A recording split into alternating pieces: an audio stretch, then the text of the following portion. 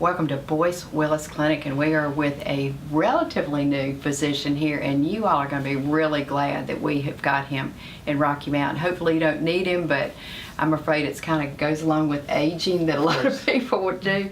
Dr. Priyank Chowdhury, and you have been here, what, about a year or a little? Yeah, next month will be a year for me.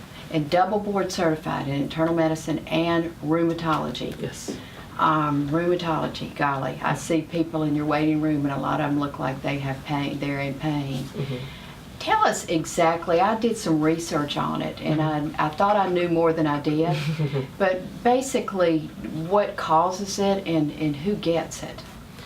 Yeah, so it's almost anybody, from the newborns to all the way till the end of life. You can have diseases involving rheumatology. Everything from the most common ones that we know about are rheumatoid arthritis, lupus, PMR. What's PMR? So PMR is polymyalgia rheumatica, which is a inflammation of the vessels, the blood vessels, and also the muscles. And so that's very common in elderly folks. And then lupus obviously is another disease that's very common in our specialty.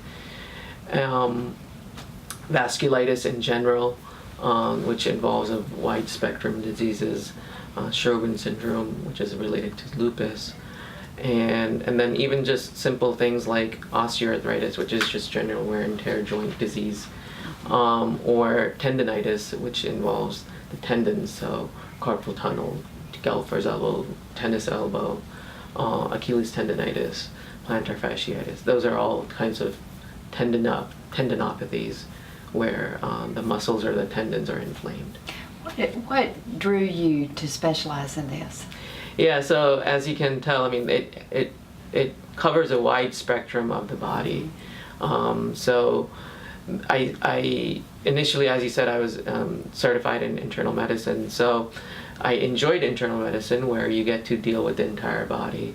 But I wanted to be specialist in a certain area where you still had the involvement from top to bottom. And so rheumatology allows that, where you still have to work with ophthalmologists, you still have to work with cardiologists, nephrologists, endocrinologists.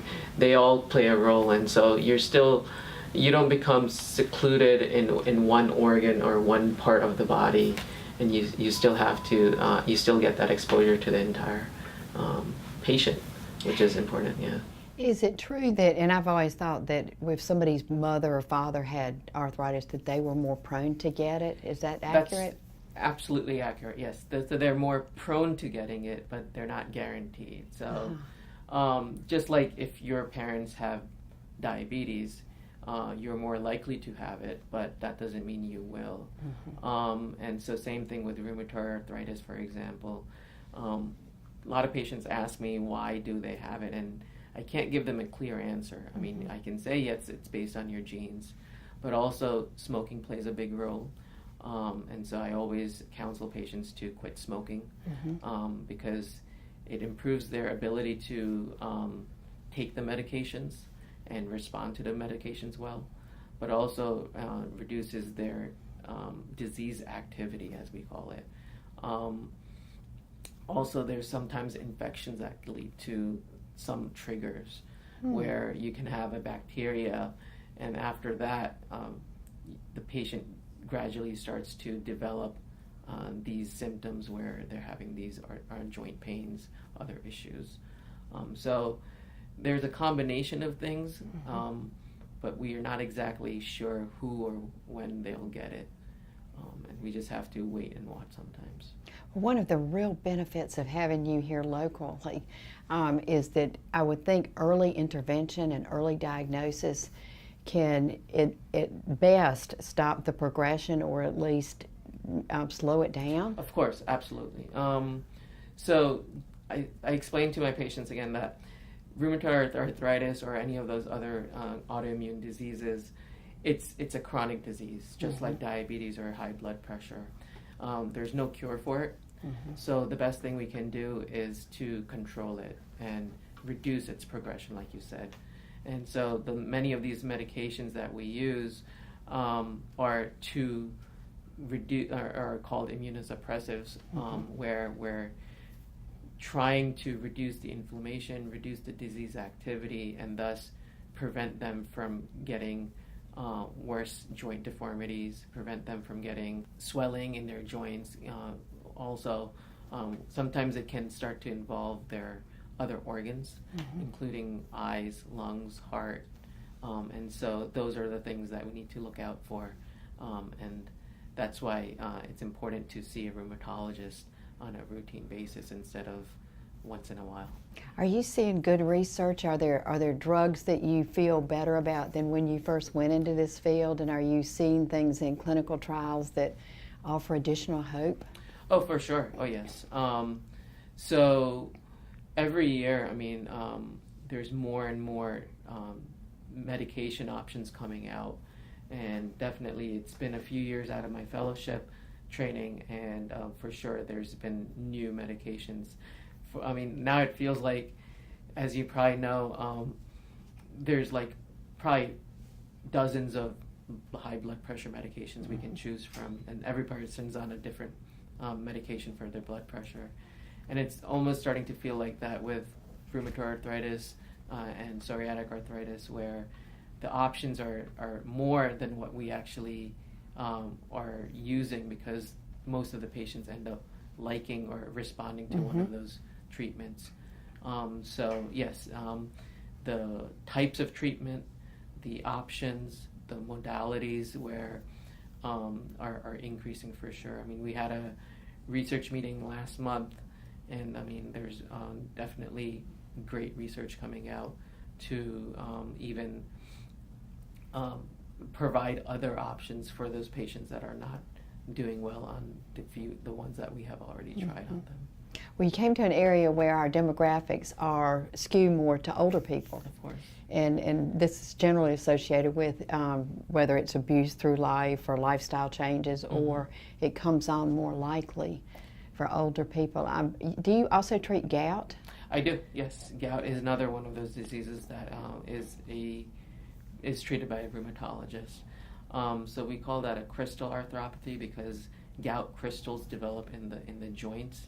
And if anyone's had it, they definitely Sounds painful. They definitely know that it's one of the more painful diseases.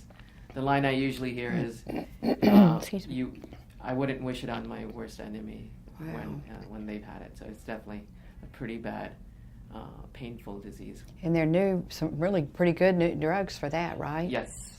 So there's definitely are new drugs coming out, or are already out.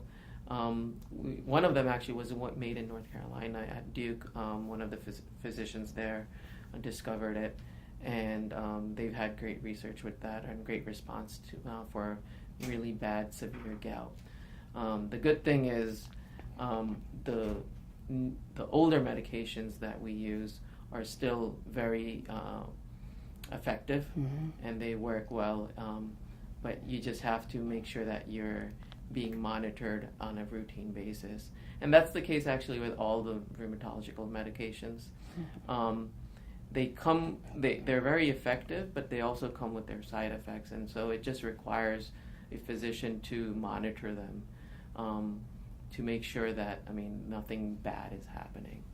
But overall, if you see one on a routine basis, it most of the time is okay. Do most of your patients come to you by referral? Yes.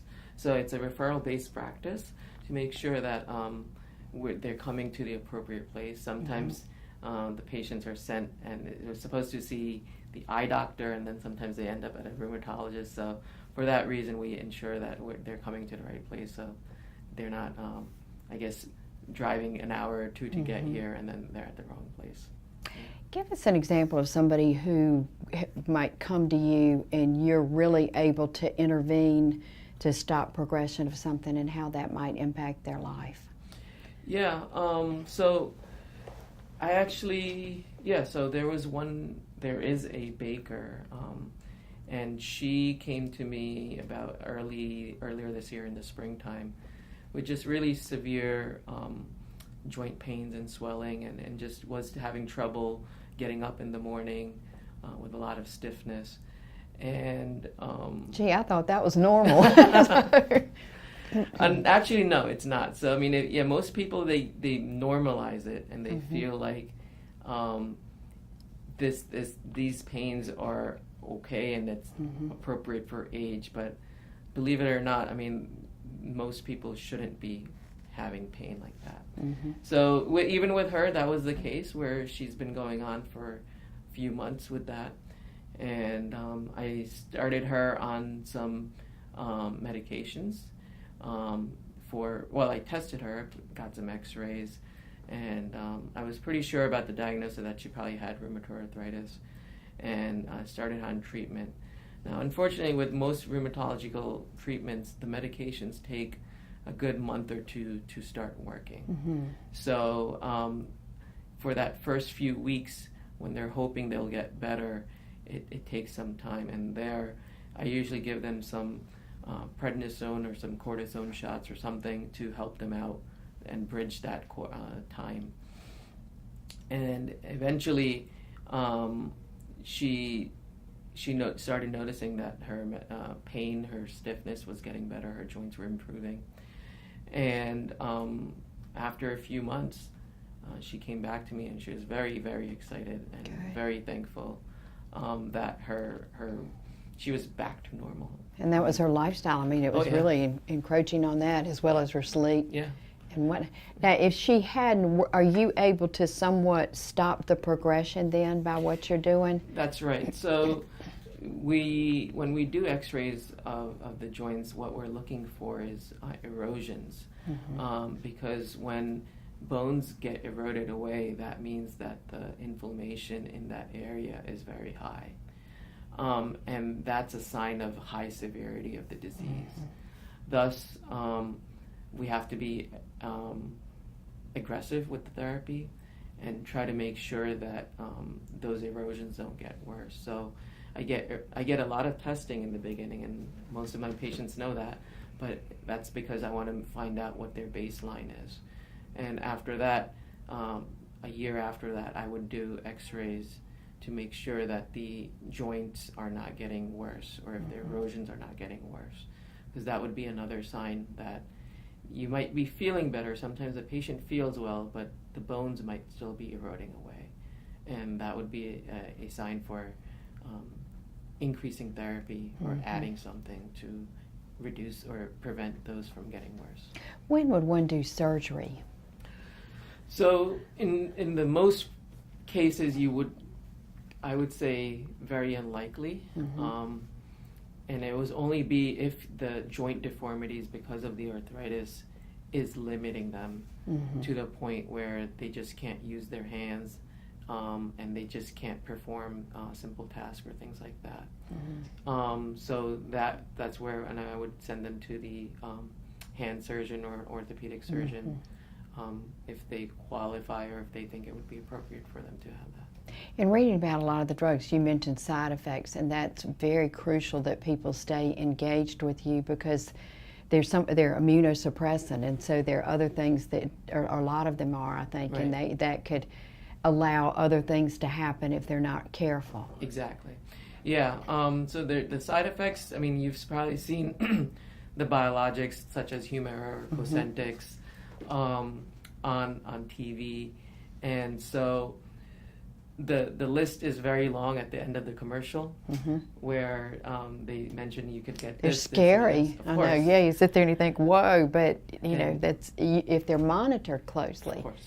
and completely under your careful oversight, then you make sure they're as safe as possible. Exactly. I mean, just like everything has side effects, even taking salt in your food has side effects.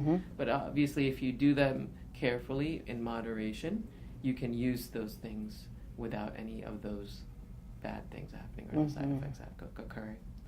So that's why, like I said, I mean, seeing a physician on a routine basis is important for getting labs monitored, disease monitored, and making sure the therapy is appropriate for them. And I'm glad you're linked. I mean, we are so fortunate to have like Duke and Carolina, the research institutes here, who given the gout remedy that you sometimes use was even developed on it, I believe it was at Duke, so close by. So we're really fortunate that when you're so young too. Can I mention you've got your first child on the way? I think that's really neat. Yeah, so we're expecting our first child in February, so we're looking forward to that new step in our life. It will change your life, as you know. Well, we're going to take a break, and Alicia Robertson, who is the practice manager, has agreed to let you ultrasound her wrist, look in the carpal tunnel region. So we're going to come back with that, and then we'll talk a little bit at the end. Okay. So stay with us. Alicia, thanks for joining us.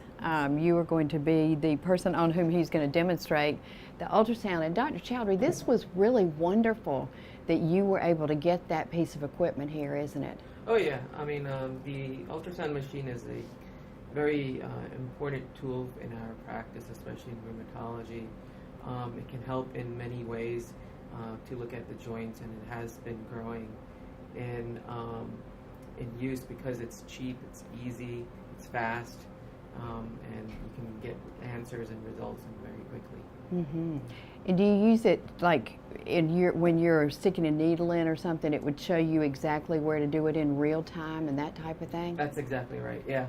So I use this very commonly in doing injections for a lot of my patients. Mm-hmm. So that helps to confirm, at least because studies have shown that a lot of these injections, when you're doing them blindly, sometimes they're not getting injected into the right space. Mm-hmm. And so for that reason, it kind of helps reassure myself and also the patient that we're doing the correct procedure in the correct area. And so, when I'm doing knee injections, shoulder injections, and even for the hands and things where you do carpal tunnel injections, it's very useful. Because those places can get very fine and detailed, and you need to be in the right spot to get the appropriate response. And of course, in the past, before that was available, there used to be x-rays, I guess, and then you're exposed to the radiation, and this certainly doesn't do that, so it's much safer too, isn't it?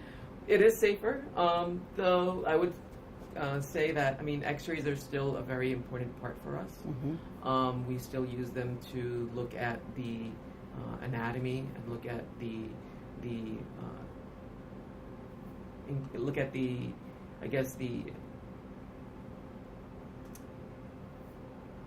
severity of disease. Mm-hmm. And so when you have joint arthritis, it can be important to sometimes see how far along it is. Mm-hmm. And if it's still about having medications, about doing injections, or if orthopedic surgery is needed to do joint replacement therapy at that point. Is it generally diagnosed through X-ray? Like if somebody's having an X-ray for something else, it might be noted at that time. Gosh, there's some arthritis in this joint. Yeah, it's very common, and where it kind of is picked up on some other for other reasons, where you get a belly scan, and then they look at the spine, and the spine gets picked up, and you can see arthritis in the spine, or in the hips or something. So or sometimes people get x-rays of the chest, and the shoulder gets picked up, and they see arthritis in the shoulders there. Well, and that's really a blessing, because the sooner it starts getting treatment to stop the progression as much as possible, the better lifestyle somebody will be able to have. Well, are you ready? I'm ready. Okay, what you want to do, her hand, or what would be good? I'm going to show how we do carpal tunnel injections. So I won't do the injection part because she doesn't have it, but at least I can show. Oh, come on. But to the viewers, I would say that the injections are very less painful. They sound like they would be, but overall it's a very fine needle, and then you end up numbing them with some cold spray, and so that helps to definitely reduce the amount of pain they feel. And as an anecdote, a lot of patients come in and they're like, oh, this is going to be really bad, and I ask them, like, how much do you think on a 1 to 10 it's going to hurt? most of them 8, 9, 10. 12, 13. 12, yes. And afterwards, and I ask them, they're like, oh, it wasn't bad. Maybe a 2, maybe a 1. Great. And so, so, I mean, there's that fear that actually plays into a lot of this pain, but it ends up being much better or less than what they expected to be. Well, and if they're in pain coming in, then, the outcome, it'll be Exactly. temporary Yeah. For a good outcome. Exactly. And I didn't know that carpal tunnel is arthritis, is it? So it's not arthritis, it is a tendinitis where the median, or actually a neuropathy, where the nerve that comes in from the neck all the way down, it starts to get pinched. And because there's a carpal tunnel, it's called a tunnel because it goes through a small space. And that space gets tight, and then the nerve starts to get irritated. And so what happens is most people end up having numbness and tingling in these 3 or 4 fingers. And especially during the night, they wake up, it's all tingly and numb, and they kind of have to shake it off. And especially patients who work with their hands a lot, maybe they crochet, maybe do gardening, things like that, or even typing. They end Computer up with this. work, I Of think. course. But nowadays, I mean, even just using cell phones. I mean, everyone's who's on their cell phone, they're just kind of doing the repetitive motion that causes the carpal tunnel to develop. To very pinch that easily. nerve. Yeah. Wow. So this is just ultrasound gel to help us to, and There you are. yeah.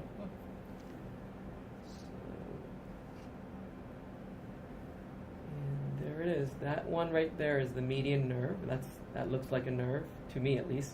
And so you can't. And these are the vessels which kind of pinch. If I press on them, they collapse on you. And that's how I would actually put the hand on the table, and then have the needle go right next to the nerve, and inject a steroid, usually cortisone or Depo-Medrol is the medicine that we use to reduce the inflammation in that area. So it's not pinching it, and so it would lessen the pain. Exactly, yes. So once the swelling goes down, the pinching goes down, the pain goes down. Yeah. Can people avoid surgery by having this done? Yes, of course. The surgery can definitely be avoided. And it should be at least attempted to do an injection with because, of course, surgery is more invasive. It requires a lot more involvement, and so if something like a simple injection can do it, then definitely that's an option. And how long might that last, the effects of the injection? I would say it depends on the person. I mean, sometimes it can be forever.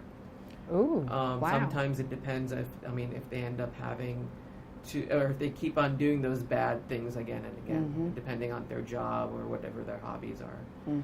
So, I mean, if they kind of follow what the therapist tells them, occupational therapist tells them, and does what they're supposed to do, then they can kind of stay away from, Well, given the number of young people I see on cell phones, I think you've got a really, really big group of people who are going to need you in the future. That's very true. Yeah. Well, thank you. Yeah. Thank you. Dr. Chowdhury, she was smiling the whole time, so there was no pain. And I'm tickled to death to know about carpal tunnel. I mean, I hear people talk about carpal tunnel, but I think they don't do anything because until it's just unbearable or totally makes it so they can't function because they didn't know there was an alternative. Yeah, I'm surprised about that too, where I've asked patients and they've had carpal tunnel surgery on both their hands and they're still struggling with their symptoms.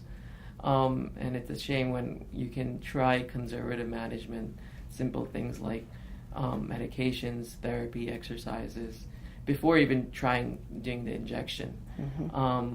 And so, because most of the patients end up responding at one point or another before having to do surgery.